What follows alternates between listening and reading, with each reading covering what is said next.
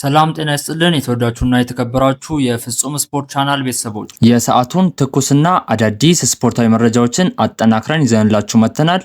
እስከ ፕሮግራም ፍጻሜ ድረስ ላይክ፣ ሼር፣ ሰብስክራይብ እያደረጋችሁ አብራችሁን ቆዩ። ማንቸስተር ሲቲ ቀጣዩን ዙር ተቀላቅሏል። ማንቸስተር ሲቲ ከሳልፎርድ ጋር ያደረገውን የኤፍኤ ካፕ ጥሎ ማለፍ ጨዋታ 2-0 በሆነ ውጤት ማሸነፍ ችሏል። የማንቸስተር ሲቲን የማሸነፊያ ግቦች ማርክ ጉሂና ዶሪንግተን በራሱ መረብ ላይ ማስቆጠር ችሏል። ማንቸስተር ሲቲ ማሸነፉን ተከትሎ በኤፍኤ ካፑ አምስተኛውን ዙር መቀላቀል ችሏል። ባየር ሙኒክ መሪነቱን አጠናክሯል። በጀርመን ቡንደስሊጋ ባየር ሙኒክ ከወርደር ብሬመን ጋር ያደረገውን መርሃ ግብር 3-0 በሆነ ውጤት ማሸነፍ ችሏል። የባየር ሙኒክን የማሸነፊያ ግቦች ሃሪኬን 2 ጎሎችን ሲያስቆጥር ጎሬስካ የቀረውን 1 ጎል ማስቆጠር ችሏል። እንግሊዛዊው የባየር ሙኒክ የፊት መስመር አጥቂ ሃሪኬን በውድድር ዓመቱ 26ኛ ጎሉን አስቆጥሯል። በሊጉ የደረጃ ሰንጠረዥም ባየር ሙኒክ 57 ነጥቦችን በመያዝ አንደኛ ደረጃ ላይ ሲቀመጥ ወርደር ብሬመን 19 ነጥቦችን በመያዝ 16ኛ ደረጃ ላይ ተቀምጧል። በቀጣይ መርሃ ግብርም ቅዳሜ ባየር ሙኒክ ከፍራንክፈርት ጋር ጨዋታ ያላቸው ሲሆን እሁድ ሴንት ፓውሊ ከወርደር ብሬመን ጋር ጨዋታቸውን የሚያደርጉ ይሆናል። የስፖዝላይ ህልም ለሪያል ማድሪድ መጫወት ነው ሲል የሃንጋሪው አሰልጣኝ ተናገረ። የሃንጋሪ ብሔራዊ ቡድን አሰልጣኝ ማርክ ሮሲ ዶሚኒክ ስፖዝላይ ህልሙ ለሪያል ማድሪድ መጫወት ነው ሲሉ ተናግረዋል። ስፖዝላይ በህይወቱ አንድ ህልም ብቻ ነበረው ያሉት አሰልጣኙ እርሱም ለሪያል ማድሪድ መጫወት ነው ብለዋል። አሰልጣኙ አክለውም እሱን ከልጅነቱ ጀምሮ አውቀዋለሁ፣ ህልሙ ሪያል ማድሪድ ነው፣ ያንን ያደርጋል ወይ የሚለውን አላቅም፣ ውሳኔው በሱና በክለቡ ላይ ነው ብለዋል። ዶሚኒክ ስፖዝላይ በአሁኑ ሰዓት ለሊቨርፑል ያለውን ኮንትራት ለማራዘም በድርድር ላይ መሆኑ ይታወቃል። አቻ የሚባል ውጤት አልወድም፣ ማሸነፍ ብቻ ነው ፍላጎቴ ሲሉ ኢጎር ቱዶር ተናገሩ። ቶተናምን የተረከቡት አሰልጣኝ ኢጎር ቱዶር ማሸነፍ እንፈልጋለን ሲሉ ከፊርማቸው በኋላ ስለ ዓላማቸው ተናግረዋል። አቻ ለመውጣት ወደ ሜዳ መሄድ አንችልም ያሉት አሰልጣኙ ጨዋታዎች ለአቻ ውጤት አይቆጠሩም፣ ስለ ማሸነፍ ነው ሐሳባችንም ብለዋል። ቡድኑ ትልቅ አቅም ያላቸው ተጫዋቾችን ይዟል። ተልዕኮዬ እሱን ማደራጀት፣ ማነሳሳትና በፍጥነት ውጤት ማምጣት ነው ሲሉ አሰልጣኝ ኢጎር ቱዶር ተናግረዋል። አሰልጣኝ ኢጎር ቱዶር የቶተናም የመጀመሪያ ጨዋታውን ከሊጉ መሪ አርሴናል ጋር ያደርጋሉ ተብሎ ይጠበቃል። ሚልነር ከፕሪሚየር ሊጉ ታሪካዊ ተጫዋቾች ውስጥ አንዱ ነው ሲል ቫንዳይክ ተናገረ። የሊቨርፑል አምበል ቨርጂል ቫንዳይክ ጄምስ ሚልነር ከምርጥ ተጫዋቾች መካከል እንደሚጠቀስ ተናግሯል። ዛሬ ምሽት ጄምስ ሚልነር ከብራይተን ጋር ወደ አንፊልድ በመመለስ የቀድሞ ክለቡ ሊቨርፑልን ይገጥማል። ሚልነር ለረጅም ዓመታት በምርጥ ቁመና በመቀጠሉ አድናቆት ይገባዋል ያለው ቫንዳይክ እሱ ያለ ጥርጥር ከፕሪሚየር ሊጉ ታሪካዊ ተጫዋቾች ውስጥ አንዱ ነው ብሏል። በዛሬ ምሽቱ ጨዋታ ጥሩ አቀባበል እንደሚጠብቀው እርግጠኛ ነኝ ሲልም ቫንዳይክ ጨምሮ ተናግሯል። ቶተናም አዲስ አሰልጣኝ ሾሟል። አሰልጣኝ ቶማስ ፍራንክን ያሰናበተው ቶተናም በምትኩ አዲስ አሰልጣኝ መሾሙ በይፋ አስታውቋል። ቶተናም አሰልጣኝ ኢጎር ቱዶርን እስከ ውድድር ዓመቱ መጨረሻ በኃላፊነት መሾሙን ይፋ አድርጓል። የ47 ዓመቱ ክሮሺያዊ አሰልጣኝ ኢጎር ቱዶር ቶተናምን በጊዜያዊነት ሲቀላቀሉ በክለቡ የመቀጠል አማራጭ እንደተካተተም ተዘግቧል። አሰልጣኝ ኢጎር ቱዶር ቶተናም ቀጣይ ሳምንት ከአርሰናል ጋር የሚያደርገውን የሰሜን ለንደን ደርቢ ጨዋታ ስራቸውን ይጀምራሉ።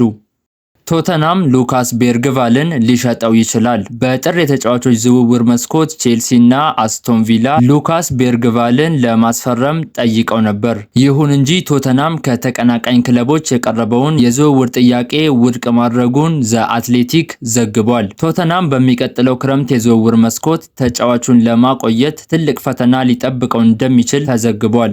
ሉካስ ቤርግቫል በክለቡ የመጀመሪያ ዓመት የቡድኑ ትልቅ ተጫዋች እንደነበር የሚታወስ ሲሆን የቶተናም የዓመቱ ምርጥ ተጫዋች በመባልም መመረጡ አይዘነጋም። አሰልጣኝ ቶማስ ፍራንክ በዚህ ዓመት ተጫዋቹ ከሚመርጠው የአማካኝ ቦታ ወደፊት እንዲወጣ አድርገው ሲያጫውቱት ነበር። ይህ የተጫዋቹ ሁኔታ የረጅም ጊዜ አድናቂዎቹ ቼልሲና አስቶን ቪላ ትኩረት እንዲያደርጉበት ማስቻሉ ተዘግቧል።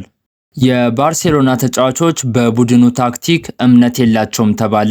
ባርሴሎና በአትሌቲኮ ማድሪድ ከደረሰበት ሽንፈት በኋላ አሰልጣኝ ሃንሲ ፍሊክ ተጫዋቾቹን ሰብስበው አነጋግረው ነበር። አሰልጣኙ በውይይቱ በተለይ በጨዋታው መጀመሪያ አጋማሽ በተጫዋቾቹ ጥንካሬና አስተሳሰብ ላይ ጥያቄ አንስተዋል። የቡድኑ ተጫዋቾች በበኩላቸው ለአሰልጣኙ ሃንሲ ፍሊክ ታክቲካል ስጋት እንዳላቸው ገልጸዋል። ተጫዋቾቹ እንደ አትሌቲኮ ማድሪድ ባለ ትልቅ ጨዋታ ላይ ተከላካዮቹን ወደፊት ወስዶ ማጫወት ትክክል ነው የሚል እምነት የላቸውም። የቡድኑ አንዳንድ ተጫዋቾች ፔድሪና ራፊና ከሌሉ የአሰልጣኝ ሃንሲ ፍሊክን አጨዋወት መተግበር አስቸጋሪ መሆኑን ተናግረዋል። ተጫዋቾቹ ሙሉ የአጨዋወት መንገድ እንዲቀየር የማይፈልጉ ሲሆን ነገር ግን በትልቅ ጨዋታዎች ተስማሚ የሆነ አጨዋወት እንደሚፈልጉ ጠይቀዋል።